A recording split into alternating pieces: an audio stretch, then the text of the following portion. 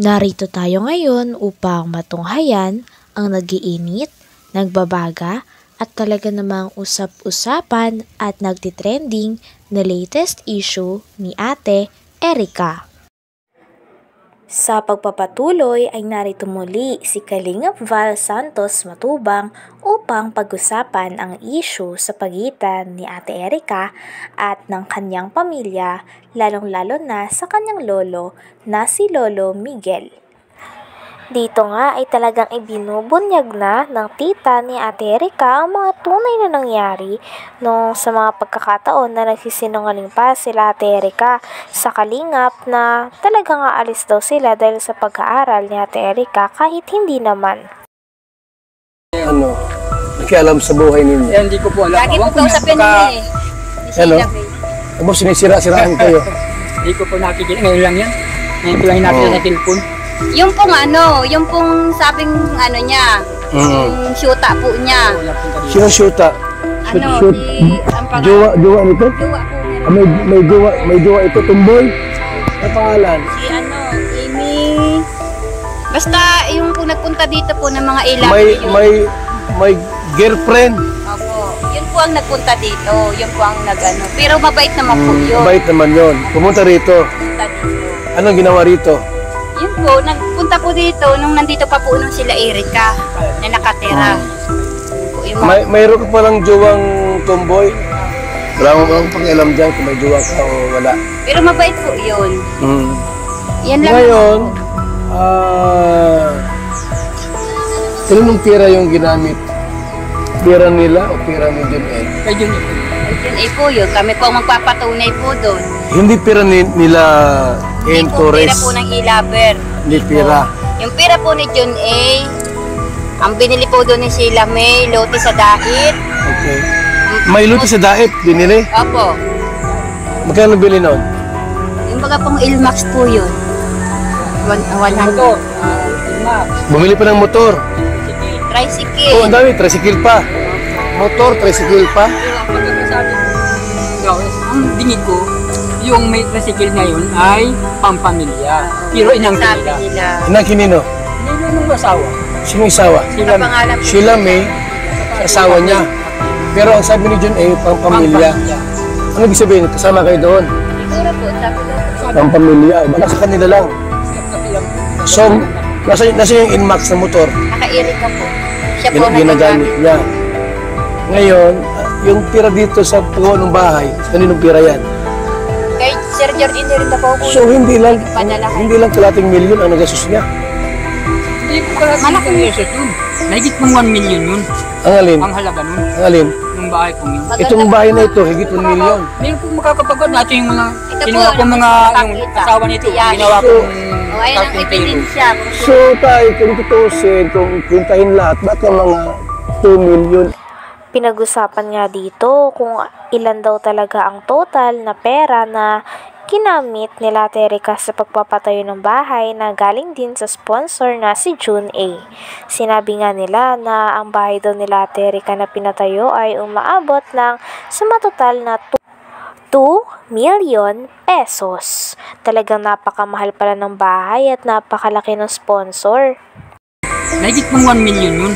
Ang alin? Ang halaga nun. Ang alin? Yung bahay kong yun. Itong bahay na ito, higit 1 milyon. Meron po makakapagod natin yung mga Ito po, kinuha kong mga yung nakikita. asawa nito. Yan. Ginawa So, kong O, ayun ang ebidensya. So, tayo, kung tutusin, kung pintahin lahat, ba't ang mga 2 milyon ang pirang binitiwan ni Sila Jun lang A? nagpaganda. baka higit hanggang loob ng bahay. Opo. Hindi, kasi may Inmax pa. May motor, sidecar, may lupa pa sa dait. Grabe, mayaman si Jun A pala, no? Kaya nga po sabi ko po, tumigil kayo kung ayaw ninyong malaman ang katotohanan ng mga tao na binabaliktad ninyo sa amin na wala namang kaming alam. Pira, wala. Kung pira, wala naman sa akin. Ayun, kasi andito lang po ako mga kalinga para i-clarify ito. Ayoko naman po na parang daldal ko, tapos yung pala, tama si N. Tunyacao Torres, yan o. Hindi namin yung kilala. Ayun, Lolo Migs, ano kaya yung topic natin dito? Diba, pera at ikaw ang may hawak yung pera, hindi si May.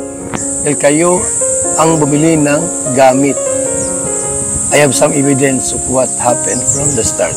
yung pirang yun, ibinibigay lang sa akin para bumili ako ng mga mga gagamitan sa bahay. Pero nasa kanya ang pira, siya ang na-withdraw. Siya ang uli-uli mag-asawa sa dai. Doon na sila natutulog. Doon sila natulog. Pag makain sila, hindi gusto ng ulam dito, doon sila nakain sa dai. Sino? Yung sila? Asawa. Sila May. Sila May, yung tatlo. Buhay ray na. Buhay na nga. Nangyayari. Ano? Talaga. Uuwihan dito, ni isang mansanas, hindi man lang bigyan yung apo. Grabe naman. Ayun. Kaya po, kasi nungalingan po yung sinasabi po niya ni Amy Torres. Alam ko po na lagi yung kausap po ni May, magdamag-damag, magkausap po yan lagi dyan po sa kwarto. Yan po lagi ang magkausap. Saka si Sheila May. Umpisa pa po nung hindi pa po lumilitaw si Sir John A, magkausap na po yan. Hanggang dumating si Sir John A, sila na po lagi ang magkausap hanggang ngayon. Sila po ang laging magkausap. Nasa likod po si Sheila May kay Amy Torres, siya po yung nagbibigay yata po ng update. Okay. Kaya kumakalat po. Bibigyan ng mga kalika para kumalat sa kanila. Parang tinatakot pa kayo Nandiyan po yung si Kuya Bal. Dito din ay sinabi ni Lolo Miguel na wala daw katotohanan ng mga sinasabi ng mga e-lovers o mga pinopost nila. Talagang ito daw ay kahambugan lamang o mga pagsisinungaling lang na ginagawa nila upang mapaniwala nila ang mga nanonood sa nila.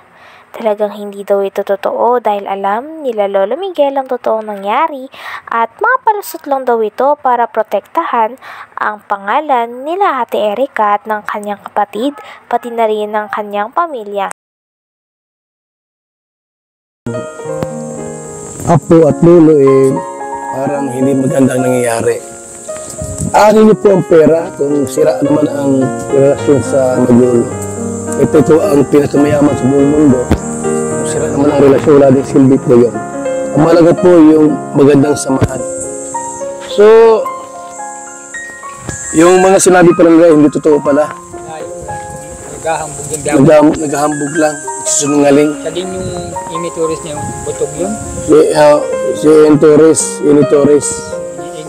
Amy Torres. Si Sheila May ang gapa nun. Ang kausap palagi. Nasa likod yun ng mula yun. Siya kaya naaalaman. Ibinubulda mo. Meron na palang motor si Erica. Yung Max. Oo, meron. Anong pala yung motor niya? Murang Mabuti, may lisensya naman yun. Pinagkinunan yun nila si Dikuanig dun Ang lisensya. Sila. Talagang Si Arnie. mahal na mahal ni... Yung mahal na mahal ni John Lee, Pinakuha sa Naga. Tapos sa may loto sa Dait. May luto sila. Wow, grabe, congratulations. Tapos may bahay pang maganda. Walang masamang tumulong. Meron lang kasi nagpaabot ng reklamo sa atin. Itong si Lolo Mig saka Jimmy. Kita po niya yan. Bakit yung gano'n nangyari? May ilang square meter yun. Awan ko po. Hindi man po nagkakamalit. Basta alaman ko lang na talagang hindi sila. So yung bahay dito, malaki din. Malaki din. Yung ang buka nun ay 22 yata. Ang katahaba, 20 por 22. Ano yun? Second floor?